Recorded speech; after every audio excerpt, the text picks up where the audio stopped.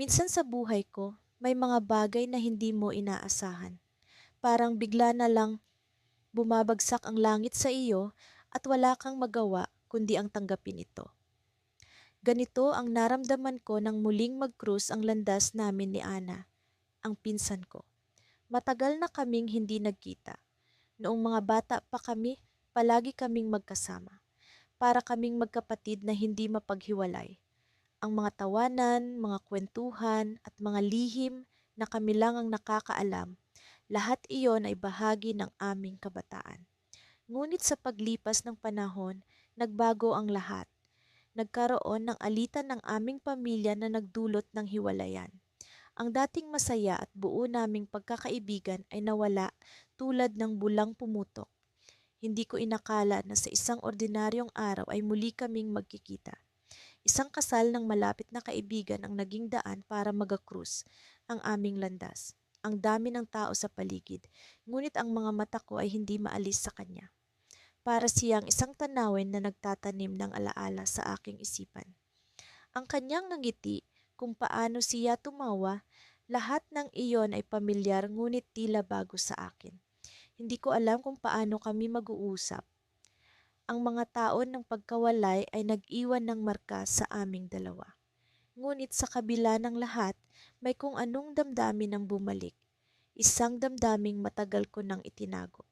Ang mga mata niya ay tila nagsasalita, parang sinasabi, narito ako at hindi ko alam kung paano kita haharapin. Sa gabi ng kasal, nagkaroon kami ng pagkakataong mag-usap. Sa isang sulok ng bulwagan, nagkasalubong ang aming mga mata. Kumusta ka na? Tanong niya na may halong pag-aalinlangan at pag-asa. Hindi ko alam kung bakit, ngunit ang tanong na iyon ay tila nagdala sa akin pabalik sa nakaraan. Mabuti naman, sagot ko. Ngunit ang totoo, hindi ko alam kung ano ang nararamdaman ko. Habang nag-uusap kami, bumalik ang mga alaala ng aming kabataan. Ang mga tawanan sa ilalim ng mga puno, ang mga lihim na usapan sa likod ng bahay. Ang mga alaala ay parang pelikula na muling ipinapalabas sa aking isipan. Ngunit sa kabila ng saya ng mga naalala, may isang bahagi ng puso ko na nababahala. Alam kong mali ang nararamdaman ko, ngunit hindi ko ito mapigilan. Nagpatuloy ang gabi at nagkaroon kami ng mas maraming oras para mag-usap. Ang mga damdamin ay tila lumulutang sa hangin, ang mga salita ay hindi na kailangang bigkasin. Ang bawat tingin ay puno ng pagnanasa at pag-aalinlangan. Alam kong may mga bagay na hindi dapat mangyari, ngunit ang puso ko ay lumalaban sa aking isipan. Sa dulo ng gabi, nagpaalam na kami sa isa't isa. Ngunit bago siya umalis, may sinabi siya na nagpatigil sa akin. May mga bagay na hindi mo inaasahan at minsan ito ang nagiging tadhana ng dalawang puso. Bulong niya. Ang mga salitang iyon ay parang kidlat na tumama sa akin. Hindi ko alam kung ano ang ibig niyang sabihin, ngunit alam kong may malalim na kahulugan ito. Habang naglalakad ako pauwi, hindi ko maiwasang pag-isipan ang mga nangyari. Ano ang magiging kapalaran namin? Ang mga tanong na ito ay tila walang sagot. Ngunit sa kabila ng lahat, alam kong may isang bagay na nagbago sa aming dalawa. At sa paglipas ng mga araw, natagpuan ko ang sarili ko na nag-aabang sa susunod naming pagkikita. Ngunit ang tanong ay paano namin haharapin ang pinagbawal na pag-ibig na ito? Ang mga araw ay puno ng pag-aalinlangan at pag-asa. At sa isang iglap, nalaman ko ang isang lihim na magbabago sa lahat ng ito. Pagkatapos ng tila walang katapusang araw ng muling pagkikita, hindi ko maiwasang mapaisip sa mga nangyari. Ang mga ngiti ni Marco, ang mainit na yakap, ang malambing na boses na matagal ko nang hindi naririnig. Lahat ng ito ay nagbabalik ng damdaming pilit kong ibinaon sa limot. Mula noong huli kaming nagkita, maraming nagbago sa aming buhay, ngunit bakit parang walang nagbago sa nararamdaman ko? Kinabukasan, nagising ako sa tunog ng mga ibon sa labas ng bintana. Ang liwanag ng araw ay tila may kakaibang sigla. ngunit hindi ko maiwasang makaramdam ng kaba sa aking dibdib. Paano kung ang muling pagkikita naming ito ay magdulot ng komplikasyon? Halos ayaw kong bumangon, ngunit alam kong kailangan kong harapin ang araw na ito. Habang nag-aalmusal, biglang tumunog ang aking telepono. Si Marco. Agad kong sinagot ang tawag at narinig ko ang kanyang boses na puno ng pananabik. May plano ka ba ngayong araw? Tanong niya, puno ng sigla. Wala naman. Bakit? Sagot ko, napilit itinatago ang aking pananabik. May gusto akong ipakita sa'yo. Magkita tayo sa labas ng bayan, sa lugar na dati nating pinupuntahan. Ang lugar na iyon, ang aming lihim na paraiso. Isang puok sa gilid ng ilog kung saan ang mga puno ay tila nagkukubli sa amin mula sa mundo. Isang lugar ng katahimikan ngunit puno ng alaala ng aming kabataan. Pagdating ko doon, nakita ko si Marco na nakatayo malapit sa ilog, nakatingin sa dumadaloy na tubig. Lumapit ako at nang makita niya ako, ngumiti siya ng malapad, isang ngiting puno ng alaala at kagalakan. Naalala mo pa ba kung paano tayo palaging tumatakas papunta dito? Tanong niya habang tumatawa. Oo naman, sagot ko. Ito ang paborito nating taguan mula sa lahat ng problema. Nagpatuloy kami sa pag-uusap tungkol sa aming mga alaala, mga pangarap, at mga bagay na hindi namin naabot. Ngunit habang lumalalim ang aming pag-uusap, unti-unti naming nararamdaman ang pagbabago sa hangin. Ang mga titig ni Marco ay tila nagbabago mula sa pagiging isang mapagmahal na pinsan patungo sa isang bagay na mas malalim, isang bagay na higit pa sa simpleng pagmamahalan. Kailangan kong aminin, sabi niya, matagal ko nang nararamdaman ito kahit nung bata pa tayo. Hindi ko alam kung paano, pero alam ko na may espesyal sa pagitan natin. Ang kanyang mga salita ay nagdulot ng parang alon sa aking puso. Alam ko ang nadarama ko, ngunit paano ko haharapin ang katotohanan na ito ay mali sa mata ng lipunan? Kami ay magpinsan. Isang relasyon na hindi dapat lumampas sa hangganan ng pagiging magkaibigan. Habang nag-uusap kami, hindi ko maiwasang mapansin ang paglapit ng mga ulap sa kalangitan. Parang may paparating na bagyo at nag-umpisa akong makaramdam ng kaba.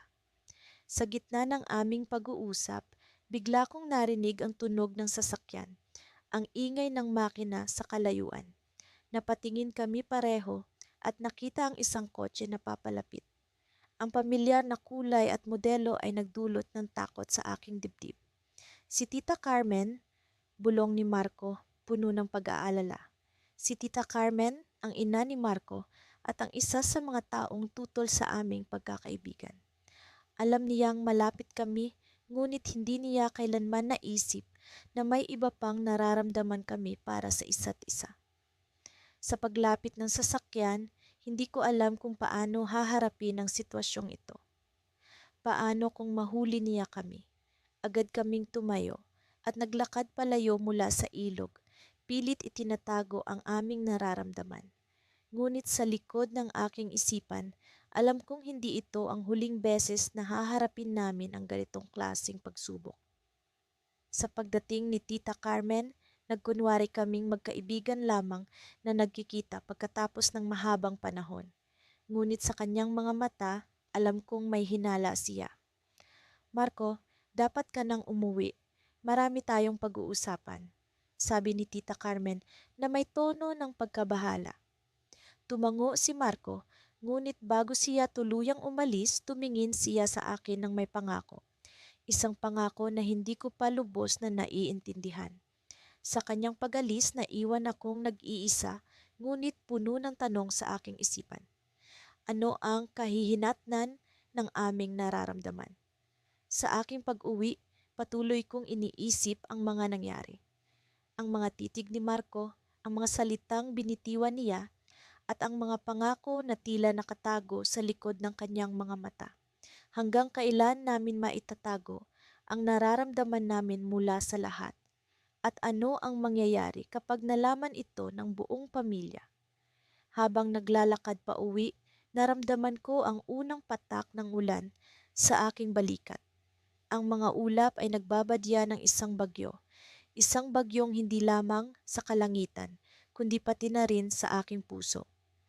Sa likod ng aking isipan, alam kong may paparating na pagsubok. Ngunit handa ba akong harapin ito? Minsan, sa mga tahimik na gabi, madalas kong naiisip kung paano kami nauwi sa ganitong sitwasyon ni Ethan. Magpinsan kami, ngunit sa mga oras ng kalungkutan at pag-iisa, ang ugnayan namin ay lumampas sa kadugo. Laging may kakaibang init sa tuwing magkasama kami, isang bagay na hindi ko maipaliwanag, ngunit dama ko sa bawat hibla ng aking pagkatao. Nagkita kami muli sa isang reunion ng pamilya matapos ang maraming taon ng pagkawalay. Hindi ko alam kung anong aasahan, kung ang mga alaala ng aming kabataan ay mananatiling buo o kung maglalaho na lang sila sa hangin.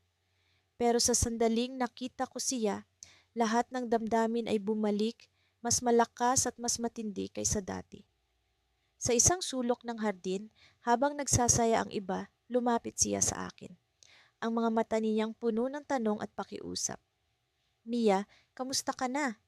Tanong niya, ngunit sa tono ng kanyang boses ay tila may mas malalim na kahulugan.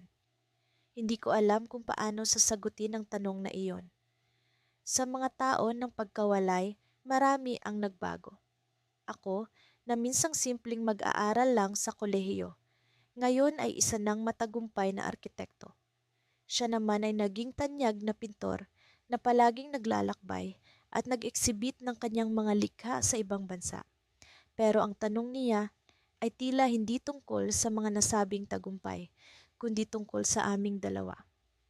Okay naman ako, Ethan, sagot ko, pilit na pinipigilan ang kaba sa aking dibdib. Ikaw, mukhang marami kang napuntahan. Ngumiti siya, ngunit ang nangiti ay may halong lungkot. Oo, maraming lugar, pero tila hindi ko pa rin natagpuan ang hinahanap ko. Isang saglit ng katahimikan ang namagitan sa amin, habang ang mga bulaklak sa paligid ay tila nakikisabay sa aming nararamdaman. Sa likod ng kanyang ngiti, alam kong may mga bagay na hindi pa rin nagbabago. Ang mga alaala ng aming kabataan, ng mga tagpo sa ilalim ng mga bituin, ng mga lihim na usapan sa tabi ng ilog, lahat iyon ay buhay na buhay sa aming mga puso. Naalala mo pa ba? Tanong niya, masuyong hinawakan ng aking kamay. Ang simpleng galaw na iyon ay nagdala sa akin sa nakaraan, sa mga araw na puno ng inosente at walang mali siya. Oh, Ethan, paano ko makakalimutan? Sagot ko, ramdam ang init ng kanyang palad. Sa isang iglap, nagbalik lahat ng damdamin, ang saya at ang sakit ng pag-ibig na hindi dapat naging ganun kalalim. Sa likod ng aming pag-uusap, alam ko na ang aming sitwasyon ay puno ng komplikasyon.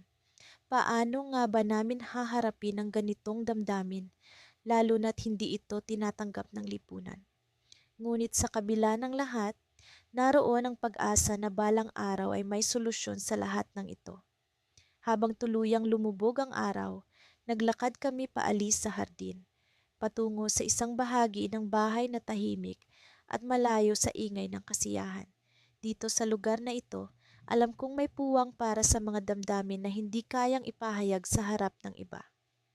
Mia, sabi niya, bumuntong hininga bago tumuloy. Alam kong mahirap, pero palagi kitang iniisip. Ang bawat pagpinta ko ay may bahagi ng alaala mo. Hindi ko alam kung ano ang sasabihin. Sa loob ng mahabang panahon, pilit kong tinanggal sa isipan ang pag-asang ito, ang pag-asang balang araw ay may puwang para sa amin. Ngunit sa mga salitang iyon, alam kong hindi lang ako ang nag-iisa. Ganun din ako, Ethan, ang tanging sagot ko, ramdam ang pagpatak ng luha sa aking pisngi. Pero paano? Paano natin haharapin ito? Muli siyang ngumiti, ngunit sa pagkakataong ito ay may kasamang determinasyon. May paraan, Mia. Alam kong may paraan. Puno ng damdamin ang sandaling iyon, tila walang katapusan ng aming mga tanong at paghahanap ng kasagutan. Ngunit sa kabila ng lahat, naroon ang pag-asang hindi kami nag-iisa. Sa aming pag-uusap, hindi ko namalayan ang paglipas ng oras. Ang gabi ay tuluyan ng bumalot sa paligid, nagdadala ng malamig na hangin na tila nagpapahiwatig ng pagbabago. Ngunit ang sandaling iyon ay biglang naputol ng isang tawag mula sa loob ng bahay. Mia, Ethan, may hinahanap kayo? Sigaw ng isa sa aming mga kamag-anak. Nagkatinginan kami ni Ethan, puno ng tanong sa aming mga mata. Sino ang naghahanap sa amin? At bakit tila may urgency sa tawag? Sabay kaming naglakad pabalik sa loob ng bahay, puno ng kaba at pag-aalala. Sa likod ng bawat hakbang, alam kong may darating na bagay na magbabago sa takbo ng aming mga buhay.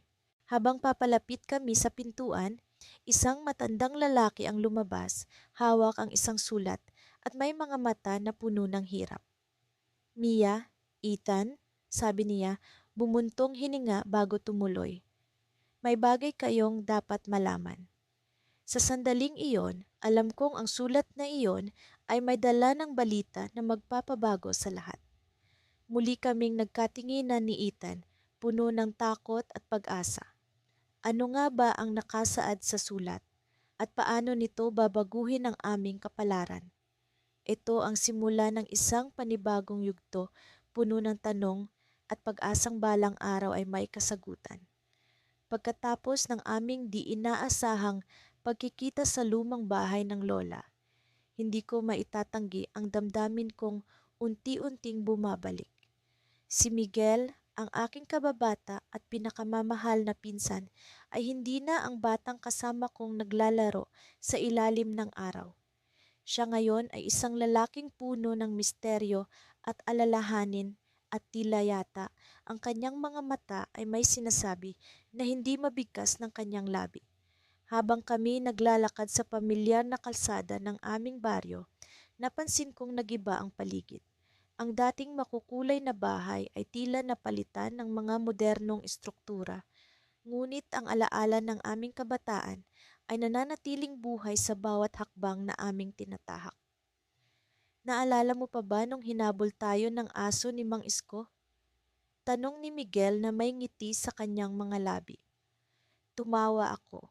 Naalala ang aming kapilyuhan at kung paano kami nagtago sa likod ng malaking puno ng mangga.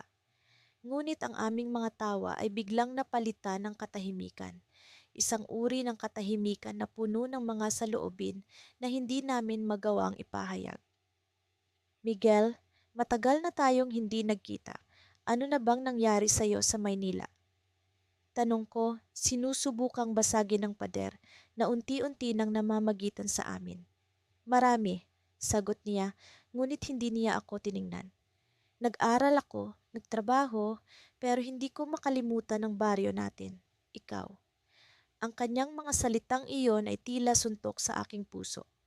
Alam kong mali, ngunit hindi ko mapigilan ang bugso ng damdamin. Nagpatuloy kami sa paglalakad hanggang sa marating namin ang lumang tulay na yari sa kahoy, ang aming paboritong tagpuan noon. Dito, sa ilalim ng kalangitan na puno ng mga bituin, ay madalas naming pag-usapan ang aming mga pangarap at pag-asa. Minsan iniisip ko, paano kung hindi tayo magkapatid sa dugo? Ano kaya ang mangyayari? Tanong ni Miguel habang kami nakaupo sa gilid ng tulay, nakatingin sa mahinahong agos ng ilog. Hindi ko alam ang isasagot. Alam kong ang aming nararamdaman ay hindi tanggap ng lipunan. Ngunit paano mo pipigilan ang pusong nagmamahal? Miguel, hindi ko alam, sagot ko. Ang boses ko'y halos isang bulong. Pero alam kong mali ito. Tumango siya, tila naiintindihan ang lahat ng hindi ko masabi. Alam ko, pero minsan hindi ko mapigilan ang pag-iisip na baka naman may paraan.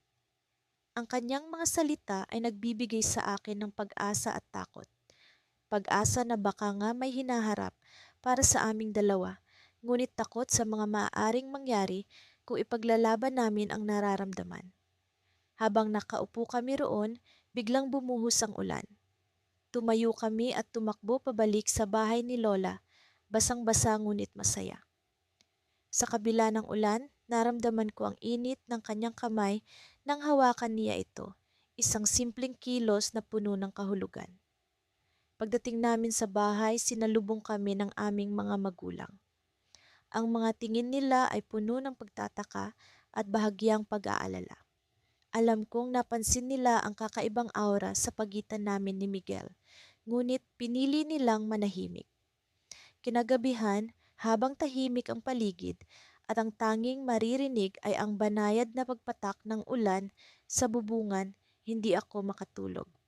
Bumangon ako at lumabas ng kwarto. Tinungo ang lumang sala kung saan naroon pa rin ang mga lumang larawan ng aming pamilya. Sa isang larawan, nakita ko ang batang bersyon namin ni Miguel. Masaya, walang alalahanin, at walang kamalayan sa komplikasyon ng buhay.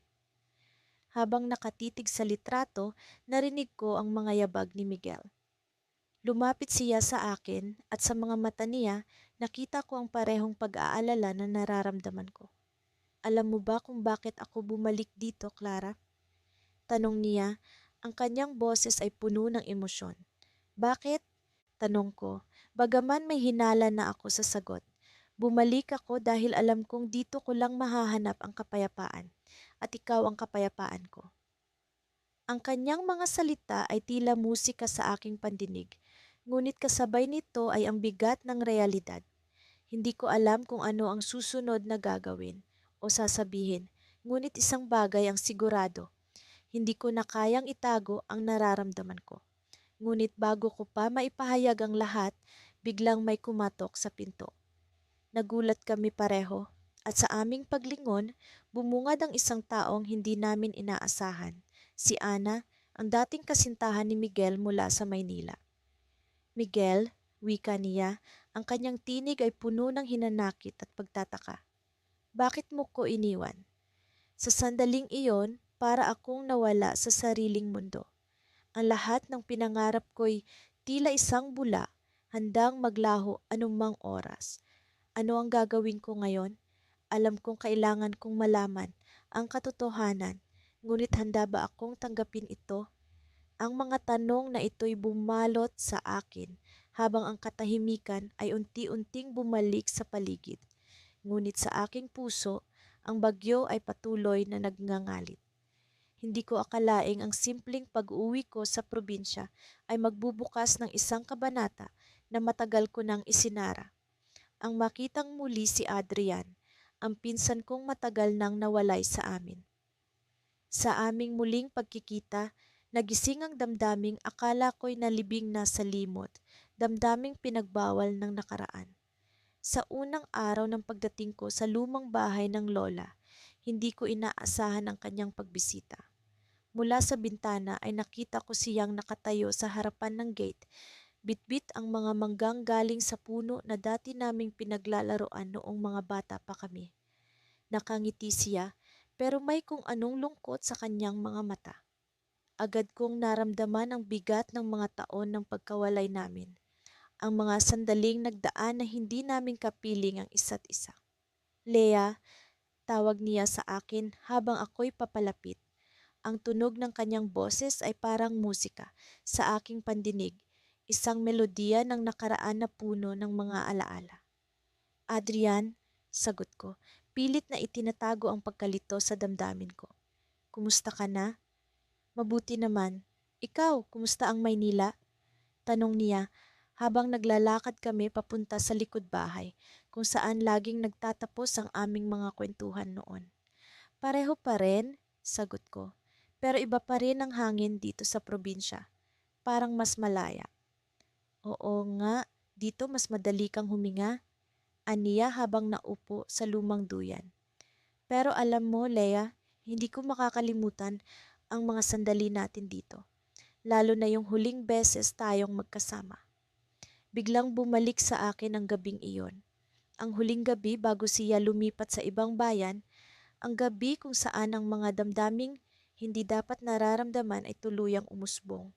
Ang mga bituin ay saksi sa aming lihim na pangako, ang pangakong hindi dapat mabunyag. Adrian, matagal na iyon, sabi ko, pilit na iniiwasan ng kanyang titig.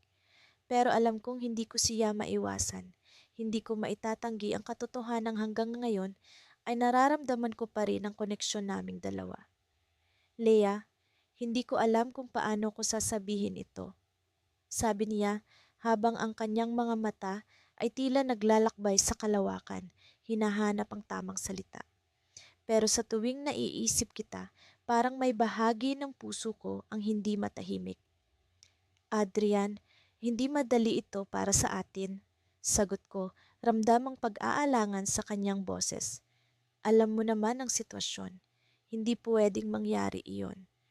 Ngunit sa kabila ng lahat, sa kabila ng mga hindi dapat, ramdam ko ang init ng kanyang kamay sa akin. Ang simpleng haplos na nagbigay ng lakas sa akin, nagpaalala sa akin kung bakit hindi ko siya makalimutan. Leia, hindi ko alam kung paano ko ito sasabihin. Ulit niya, pero this time, mas matatag na. Pero sa lahat ng taon na lumipas, ikaw pa rin ang hinahanap ng puso ko. Biglang bumilis ang tibok ng puso ko. Alam kong mali, alam kong hindi dapat. Pero sa mga sandaling iyon, parang wala akong pakialam sa mga bawal, sa mga hindi dapat. Ang tanging alam ko ay ang nararamdaman ko para sa kanya. Adrian, hindi ko alam, sagot ko habang unti-unting bumubuo ang luha sa aking mga mata. Pero natatakot ako. Natatakot ako sa kung ano ang mangyayari kung itutuloy natin ito. Paano kung subukan natin? Tanong niya, puno ng pag-asa ang kanyang boses. Paano kung bigyan natin ng pagkakataon ng sarili natin? Adrian, hindi ko alam. Ulit ko, pero ramdam ko ang pag-iiba ng hangin sa paligid. Parang may nagbabadyang pagbabago, isang desisyon na hindi ko alam kung handa akong gawin. At sa sandaling iyon, bago ko pa man siya masagot, biglang may narinig kaming sigaw mula sa loob ng bahay. Isang sigaw na puno ng takot, ng pag-aalala. Leia, sigaw ni Mama, puno ng kaba ang kanyang boses. May nangyari kay Lola. Agad kaming tumayo ni Adrian. Ang aming mga damdamin ay pansamantalang isinantabi. Ang aming mga paa ay nagmamadali, nag-uunahan papunta sa loob ng bahay. Ang mga alaalang bumabalot sa amin ay tila naglaho, pinalitan ng takot at pag-aalala. Sa mga sandaling iyon, alam kong ang aming kwento ay hindi pa tapos. Alam kong may bagong kabanata na magbubukas, isang kabanata na puno ng mga tanong at posibilidad. Pero sa ngayon, ang tanging mahalaga ay ang kaligtasan ni Lola, ang aming mahal na matriarka. At habang bumabalik ang tibok ng puso ko sa normal, alam kong ang mga susunod na araw ay magdadala ng mga bagong pagsubok, ng mga bagong pag-asa. Ang kwento namin ni Adrian ay hindi pa tapos. Ito'y patuloy na isusulat sa mga pahina ng aming buhay. Bumalik ako sa aming lumang bahay sa probinsya noong 1 linggo, dala ang mga alaala ng kabataan ko. Sa bawat hakbang ko patungo sa pintuan, nararamdaman ko ang bigat ng mga tao ng pagkawalay. Napakaraming nangyari sa pagitan ng mga panahong iyon, ngunit iisa ang sigurado. Hindi ko malilimutan ang huli naming pagkikita ni Ana. Si Ana, ang pinsang-minsang naging pinakamatalik kong kaibigan. Ang taong naging dahilan ng maraming nangiti at lihim na kalungkutan. Hindi ko alam kung bakit siya ang una kong naisip nang bumalik ako rito, ngunit alam kong may dapat kaming tapusin, may dapat kaming pag-usapan.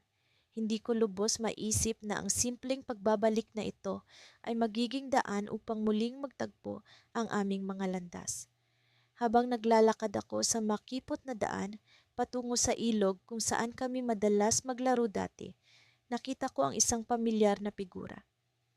Si Ana, nakaupo sa ilalim ng puno ng mangga, tila ba hinihintay ako. Mabilis ang tibok ng puso ko, halo ng kaba at pananabik. Hindi ko alam kung ano ang sasabihin o kung paano siya haharapin. Liam, tawag niya sa akin. Pamilyar at puno ng emosyon ang kanyang boses.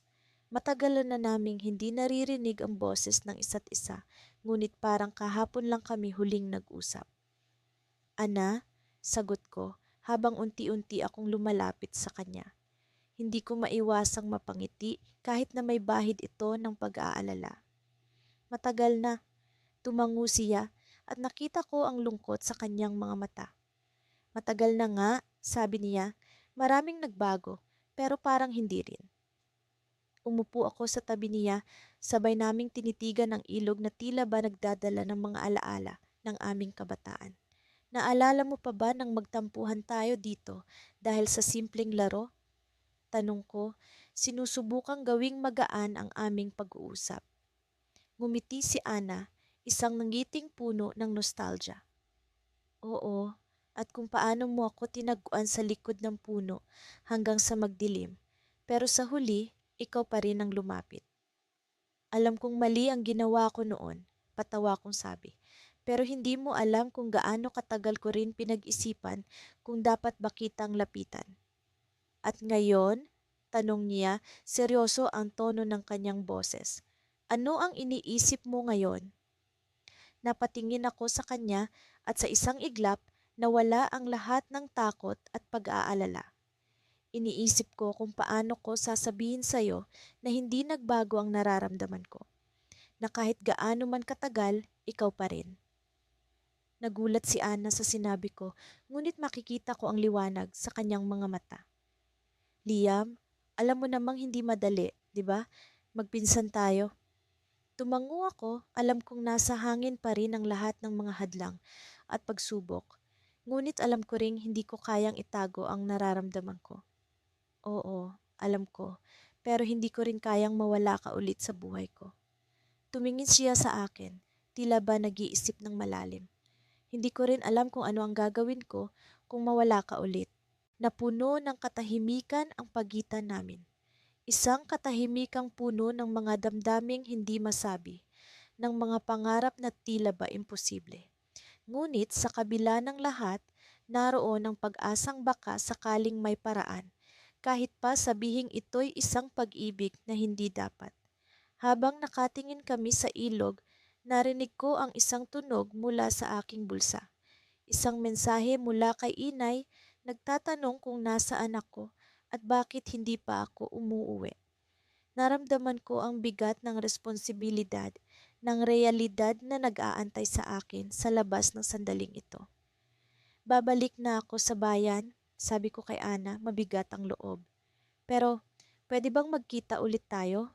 Marami pa tayong dapat pag-usapan. Ngumiti si Ana, puno ng pag-asa. Oo, magkita tayo ulit. Tumayo na ako, iniwan ng mga salitang hindi nasabi, iniwan ang posibilidad ng isang bukas na hindi pa malinaw. Ngunit habang papalayo ako, hindi ko maiwasang balikan ang tingin ni Ana. Ang mga matang puno ng damdamin, puno ng mga pangarap, at puno ng mga tanong na hindi pa nasasagot. At sa pagliko ko sa daan pabalik ng bayan, isang matandang lalaki ang nakatayo sa tabi ng puno.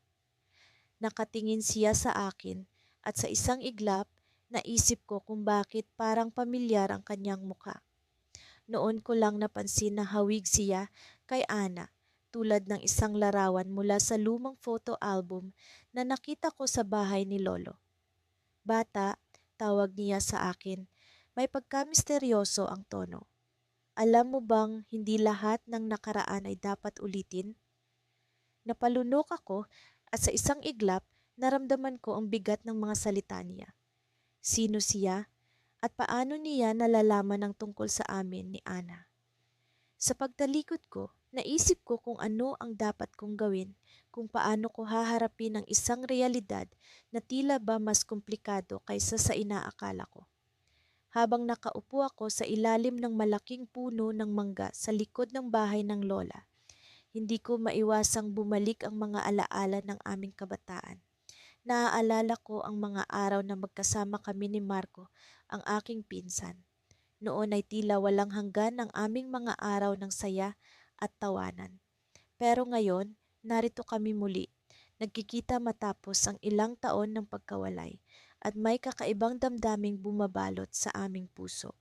Hindi ko alam kung paano nagsimula ang lahat. Ang dating simpleng pagtitinginan ay tila nagbago. Hindi ko maintindihan kung ito ba ay dahil sa tagal ng aming hindi pagkikita o dahil sa mga pagbabago sa aming mga buhay. Basta't ang alam ko, may kakaibang kislap sa mga mata ni Marco na hindi ko pa nakikita noon. Ang dami nang nagbago, ano? Tanong ni Marco habang inaabot sa akin ang isang baso ng malamig na tsaa. Ngumiti siya, isang nanggiti na tila ba puno ng nostalgia at sakit. Oo, ang dami nga, sagot ko habang tinanggap ang baso. Pero kahit papaano, parang ganun pa rin ang lahat. Parang kahit nag-iba ang paligid, nandito pa rin tayo tulad ng dati. Tahimik kaming nag-usap, ang mga salita ay puno ng pag-iingat. Alam naming delikado ang nararamdaman namin, ngunit hindi namin maitatanggi ang lakas ng pagnanasa na bumabalot sa amin. Isang pagnanasa na hindi tama sa mata ng marami, ngunit hindi namin mapigilan. Sa tuwing nagtatagpo ang aming mga mata, tila may kuryenteng dumadaloy sa hangin. Hindi ko alam kung pareho ba kami ng nararamdaman, ngunit sa bawat ngiti ni Marco, sa bawat salitang binibitawan niya, ramdam ko ang koneksyon. Isang koneksyon na hindi namin maipaliwanag, ngunit naroon malakas at malinaw. Naalala mo ba yung araw na nahulog ka sa ilog? Tanong niya na may halong tawa sa kanyang tinig. Oo naman, ikaw ang nagtulak sa akin doon. Sagot ko habang tumatawa rin. Akala ko talaga hindi kita mapapatawad. Ngunit napatawad ko siya. At higit pa doon, nakahanap kami ng paraan para magpatuloy at maging mas malapit. Sa kabila ng lahat, sa kabila ng mga alingawngaw at bulong ng iba, nagpatuloy kami. At ngayon, narito kami, muling nagkikita, muling nag-uusap. May isang bagay akong gustong itanong sa'yo, sabi ni Marco. Biglang seryoso ang tono ng kanyang boses. Bakit hindi ka bumalik noon? Alam mo naman kung gaano kita hinintay, di ba? Napatingin ako sa kanya, hindi makapagsalita agad. Paano ko ba ipapaliwanag ang lahat ng mga nangyari? Paano ko ba ipapaliwanag ang mga desisyon na ginawa ko? Ang mga lihim na itinago ko sa kanya? Marco, hindi madali para sa akin ang lahat. Sagot ko, pilit na inuunawa ang nararamdaman. Ang daming nangyari, ang daming bumago sa akin. Nakita ko ang sakit sa kanyang mga mata, ang hinanakit na hindi niya maitatago. Alam kong nasaktan ko siya, ngunit hindi ko alam kung paano ko siya mapapaliwanag ang lahat. Ang mga lihim na itinago ko sa kanya ay parang hadlang na hindi ko matatalo. May isang bagay rin akong kailangan sabihin sa'yo, sabi niya. Biglang bumalik ang kanyang ngiti, ngunit may halong lungkot. Alam mo ba kung bakit ako umalis noon? May isang lihim na matagal ko nang gustong sabihin sa'yo. Naramdaman ko ang pagbilis ng tibok ng puso ko. Ano ba ang lihim na tinutukoy niya? Ano ba ang hindi ko alam na matagal na niyang gustong ipaalam sa akin? Marco, ano ba yan? Ano ba ang kailangan kong malaman? Tanong ko, puno ng kaba at pananabik. Ang dahilan kung bakit ako umalis noon ay dahil sa isang bagay na hindi ko kayang ipaalam sa'yo. Noon pa man, mahal na kita. Alam kong mali, alam kong hindi tama, pero hindi ko kayang pigilan. Natigilan ako, hindi makapaniwala sa narinig. Ang damdaming matagal ko nang tinatago ay siya ring nararamdaman ni Marco. Paano ko ba haharapin ang katotohanan ito? Paano ba kami magpapatuloy sa kabila ng lahat? Marco, ako rin? Bulong ko, nanginginig ang boses. Ako rin. Sa pag-amin namin sa isa't isa, naramdaman ko ang pag-asa na bumabalot sa amin. Ngunit sa likod ng pag-asang iyon, naroon ang takot. Takot sa kung ano ang mangyayari, takot sa kung ano ang dala ng aming pag-amin. At habang nag-uusap kami, habang naglalapit ang aming mga puso, hindi ko maiwasang isipin ang tanong na bumabalot sa akin. Ano ang mangyayari sa amin ngayon? Sa isang iglap, narinig namin ang tawag ng lola mula sa loob ng bahay. Halina kayo, may bisita tayo. Bago pa namin marating ang pintuan, natigilan kami sa nakita. Nakatayo sa pintuan si Clara, ang dating kasintahan ni Marco, kasama ang isang batang lalaki na tila hindi makapagsalita. Marco, sabi ni Clara, puno ng tensyon ng tinig. Kailangan mo siyang makilala. Siya ang anak mo. Pagkatapos ng hindi inaasahang pagkikita namin ni Daniel sa lumang bahay ni Lola, parang unti-unting bumabalik ang mga alaala ng aming kabataan. Ang bawat sulok ng bahay ay may kasamang kwento ng aming pagtawa, ng mga laro at ng mga lihim na bulong sa ilalim ng mga bituin.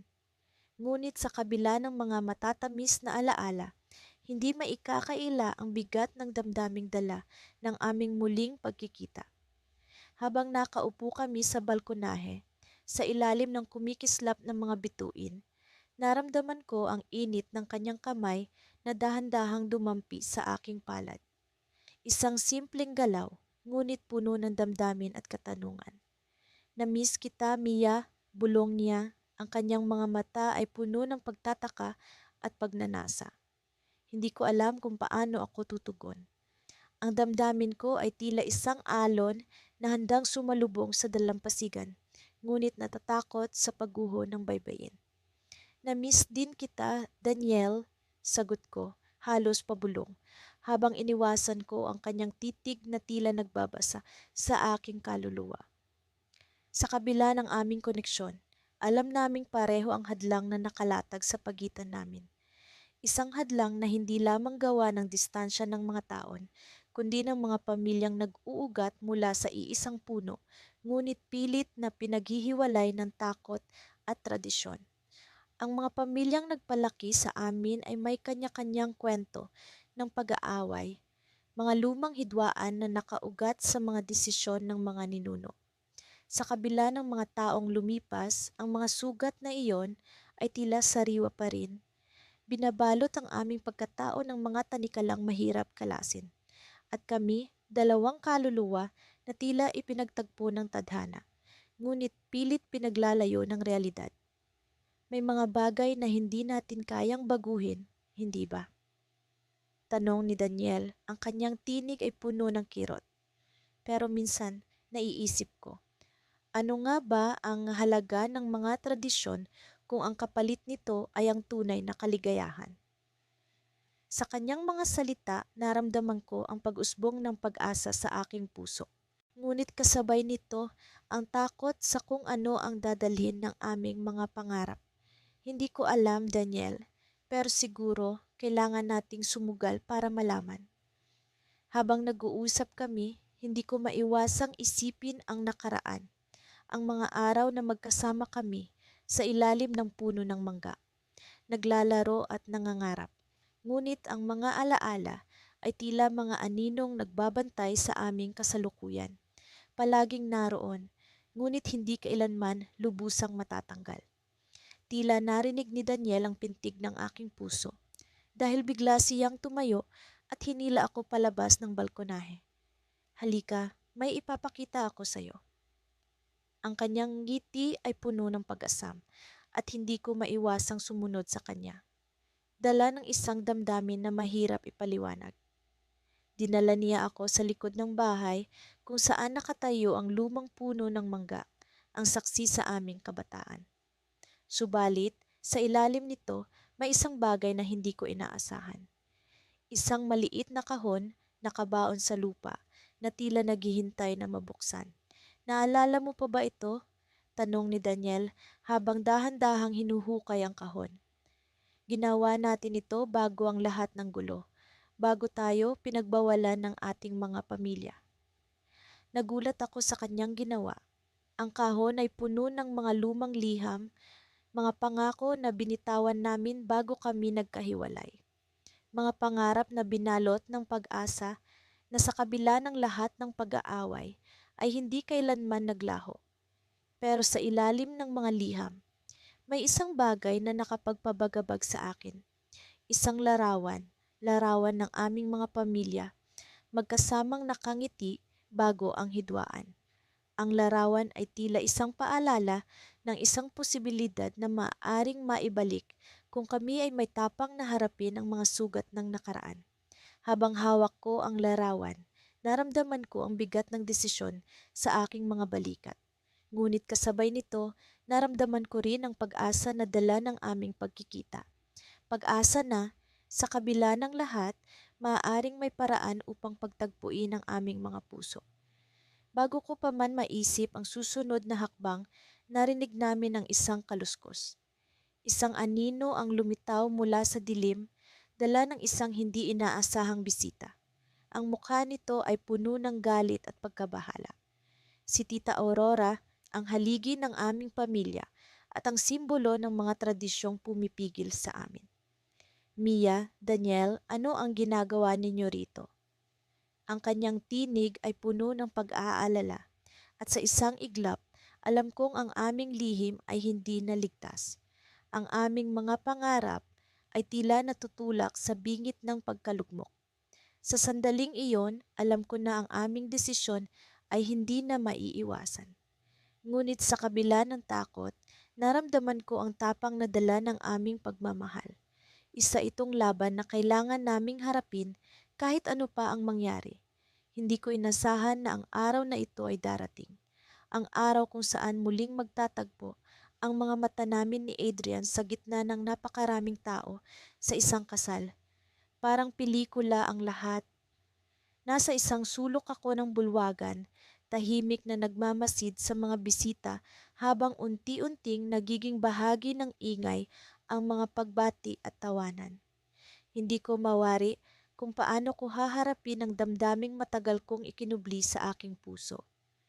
Nang dumating ang oras na maglalakad ako sa aisle bilang isa sa mga abay, doon ko siya nakita. Nakaupo siya sa ikalawang hanay, pormal ang kasuotan, ngunit nanatiling simple ang kanyang gupit. Hindi nagbago ang kanyang mga matang minsang naging saksi sa mga pangarap namin, sa mga lihim na usapan sa ilalim ng mga bituin, at sa mga pangako ng pagdadalang hinanakit dahil sa aming sitwasyon. Nagsimula ang seremonya at tila bumagal ang oras. Ang pastor ay nagbigay ng mga salita ng pag-ibig at pag-asa, ngunit ang bawat kataga ay parang tumutukoy sa amin ni Adrian. Ang damdaming matagal kong pinilit kalimutan ay muling bumabalik, parang isang alon na hindi ko mapigilan. Sa bawat sulyap ko sa kanya, ramdam ko ang tensyon na unti-unting lumalapit sa akin, parang unti-unting bumabalik sa isang nakaraan na puno ng ligaya at sakit. Naalala ko ang mga araw na magkasama kami sa farm ng aming lolo't lola. Doon kami unang natutong mangarap, mga simpleng pangarap na umusbong sa malawak na palayan at sa ilalim ng lilim ng mga mangga. Ang mga tawanan namin, mga kwentong walang hangganan, at ang mga lihim na tinginan. Hindi namin alam na ang mga damdaming iyon ay magiging bato sa aming mga puso. Mahirap tanggalin at masakit pakawalan. Sa pagtapos ng seremonya, nagkaroon ng pagkakataon na magtagpo ang aming mga mata. Lumapit siya sa akin habang ang mga tao ay abala sa pagkuha ng larawan. "Natalie," bati niya, may halong kaba ang kanyang tinig. Matagal na tayong hindi nagkikita. Isang simpleng pangungusap, ngunit puno ng kahulugan. Ang mga tao sa paligid ay tila nawala. Ang ingay ay naging katahimikan. Nag-usap ang aming mga mata, nagkaintindihan sa isang sandaling walang katapusan. "Oo, Adrian, matagal na nga," tugon ko, pilit na ngumingiti sa kabila ng pagkalito. Nakaramdam ako ng kaba sa dibdib. Ano nga ba ang dapat kong sabihin? Ano ang dapat kong gawin? Ang mga tanong na ito ay unti-unting bumabalot sa akin, ngunit sa isang bahagi ng puso ko, natutuwa akong makita siyang muli. Ang mga damdaming pinilit kong ibaon ay muling bumabalik, naghahanap ng kasagutan sa kabila ng mga hadlang. Nagpatuloy ang gabi sa isang pagtitipon sa hardin. Ang mga ilaw ay tila mga bituin sa lupa, nagbibigay liwanag sa gabing puno ng pag-asa at pagdadalang hinanakit. Lumapit si Adrian sa akin, dala ang dalawang baso ng champagne. Para sa nakaraan at sa kinabukasan, sabi niya, sabay abot ng baso sa akin. Hindi ko alam kung ano ang ibig niyang sabihin, ngunit tumango ako at tinanggap ang baso. Para sa nakaraan, sagot ko, sabay buhos ng alaala ng aming pagkabata. Ang mga sandali sa ilalim ng puno, ang mga pangarap na ipininta namin sa hangin, at ang mga damdaming pilit naming itinago. Habang unti-unting umaangat ang mga tao sa pagdiriwang, naramdaman ko ang init ng kanyang kamay sa akin. Isang simpleng hawak, ngunit puno ng damdamin. Natalie, alam kong mahirap ang sitwasyon natin. Sabi niya, may panginginig sa kanyang tinig. Pero hindi ko kayang kalimutan kung ano tayo noon. Ang mga salitang iyon ay parang kidlat na tumama sa akin. Hindi ko alam kung paano ko haharapin ang katotohanan na sa kabila ng lahat, sa kabila ng taon ng pagkawalay, ay nandito pa rin siya, dala ang mga pangarap at damdaming matagal nang nakabaon. Adrian, hindi ko rin alam, sagot ko, pilit na hinahanap ang tamang salita. Pero alam ko na may isang bagay sa atin na hindi basta-basta mawawala. Sa isang sandali, naramdaman ko ang init ng kanyang yakap. Isang yakap na puno ng pangungulila, ng pagmamahal at ng pag-asa. Ngunit sa kabila ng lahat ng ito, alam kong mahirap kalimutan ang katotohanang magpinsan kami at ang pagmamahalan namin ay isang bagay na hindi madaling tanggapin ng mundo. Habang bumabalik ang ingay ng pagdiriwang, isang tawag ang dumating sa aking telepono. Isang tawag mula sa aking ina na nakabukas ang speaker. Natalie, kailangan mong umuwi agad. May nangyari sa lolo mo. Nagpatuloy ang gabi sa gitna ng kaba at pag-aalala. Ngunit ang yakap ni Adrian ay nanatiling mahigpit, parang sinasabi na sa kabila ng lahat ng ito, hindi kami nag-iisa. Malamig ang hangin nang bumaba ako sa jeep na naghatid sa akin sa harap ng lumang bahay ni na Lola. Sa bawat hakbang ko papalapit sa pintuan, tila ba bumibigat ang aking pakiramdam. Matagal na rin mula noong huli kaming nagkita ni Miguel, ang aking pinsan at unang pag-ibig. Sa loob ng maraming taon, pinilit kong kalimutan ang mga alaala ng aming kabataan, ang mga tawanan at lihim na pagsulyap sa isa't isa. Subalit sa kabila ng lahat, narito ako ngayon, dala ng pag-asang may babalik na pag-asa sa pag-ibig na hindi ko dapat nararamdaman.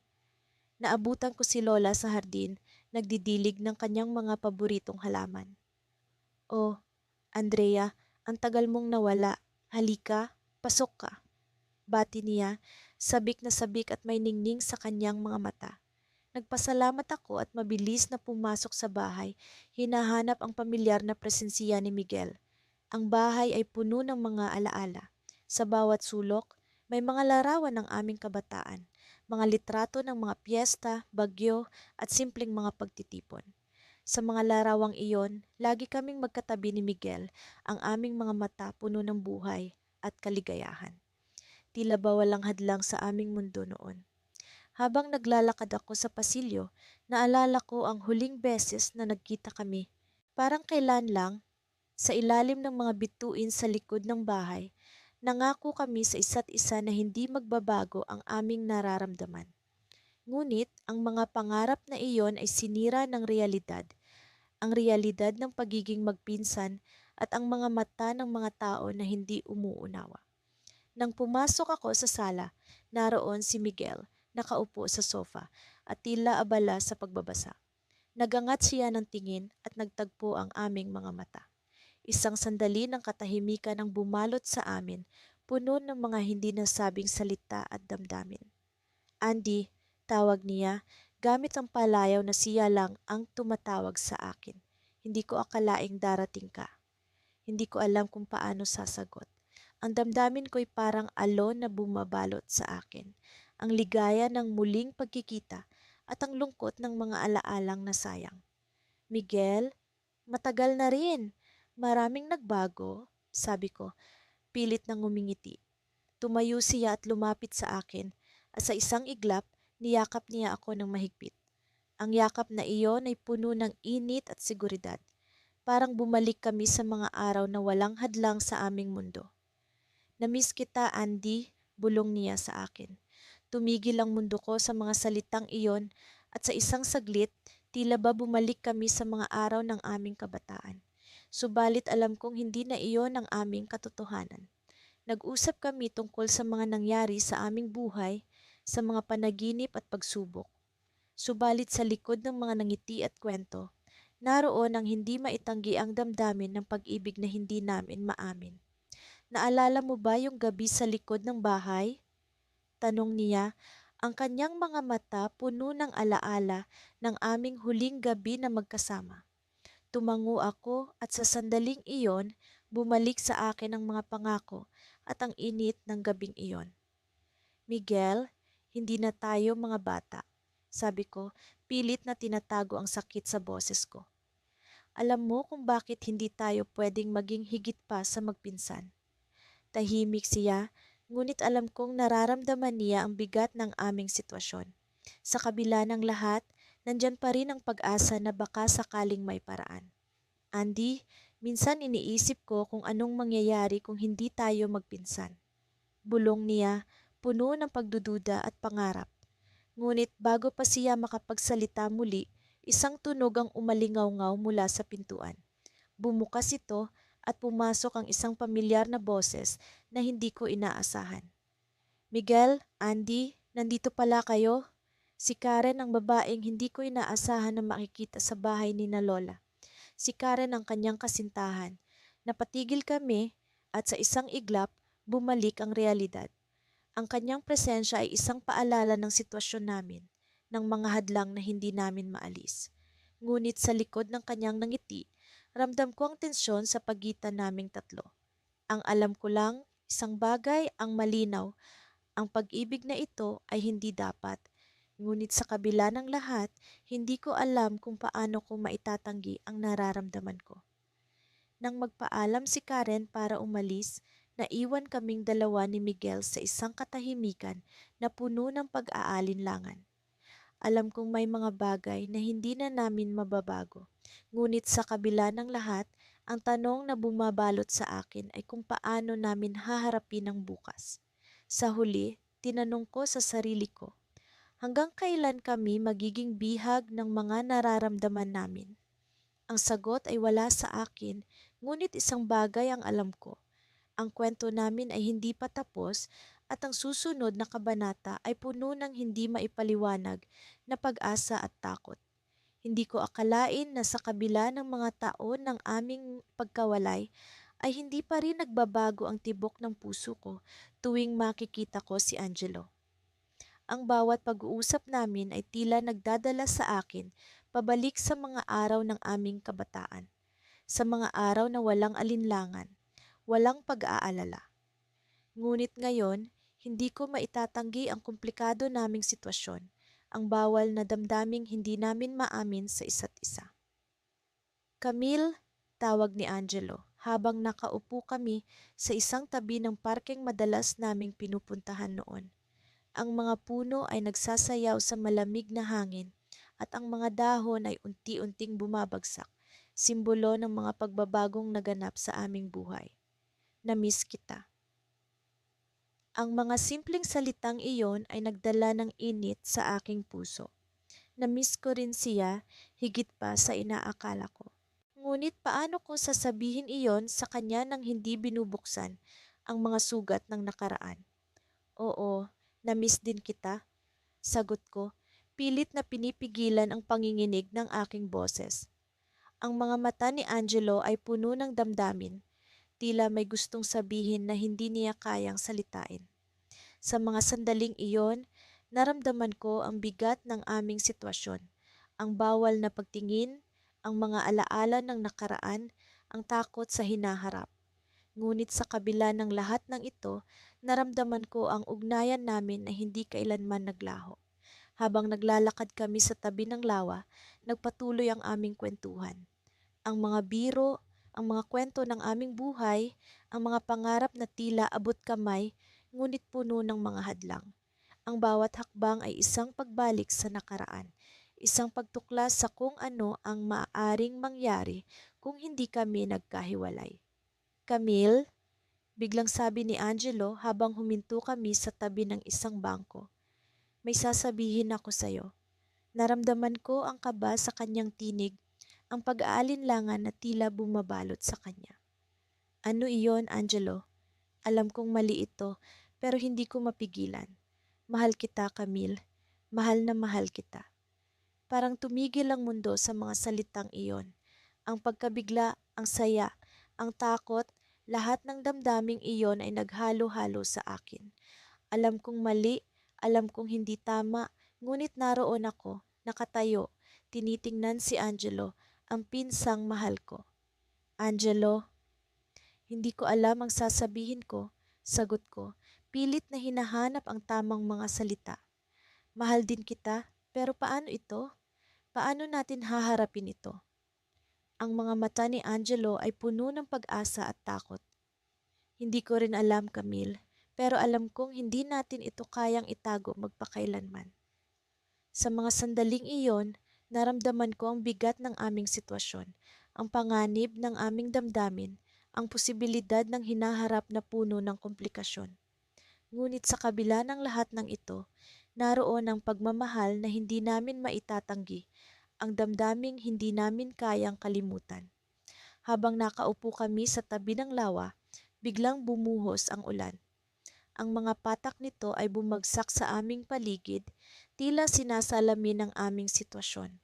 Ang hindi inaasahang pagbuhos ng damdamin, ang pag-ulan ng mga emosyon. Tumayo kami, tumakbo patungo sa isang silungan. Habang ang ulan ay bumabagsak sa aming mga katawan, tila sinasariwa ang aming alaala. Habang nasa ilalim kami ng silungan, nagkatinginan kami ni Angelo. Ang katahimikan ay puno ng damdamin. Ang hangin ay puno ng tanong. Ngunit sa kabila ng lahat ng ito, naroon ang ugnayan na hindi namin maitatanggi. Camille, sabi ni Angelo, handa ka bang harapin ang lahat para sa pagmamahal na ito? Ang tanong ay isang hamon, isang alok na puno ng panganib at posibilidad. Sa mga sandaling iyon, naramdaman ko ang bigat ng aking desisyon, ang hinaharap na puno ng hindi tiyak na landas. Ngunit bago ako makasagot, biglang dumating ang isang pamilyar na boses mula sa likuran. Anong ginagawa niyo dito? Sa paglingon ko, nakita ko si Liza, ang pinsan naming parehong mahalaga sa aming buhay. Ang pagkabigla sa kanyang mukha ay naging isang cliffhanger, isang twist na hindi namin inaasahan. Sa mga sandaling iyon, naramdaman ko ang pag-aalangan at takot, ang posibilidad ng pagkaalam ng lahat ng aming sikreto. Ang mga mata ni Lisa ay puno ng tanong, puno ng pagdududa. Ang sitwasyon ay biglang naging mas komplikado, mas puno ng panganib. Ang lahat ng ito ay nagdala sa akin sa isang tanong, ano ang mangyayari ngayon?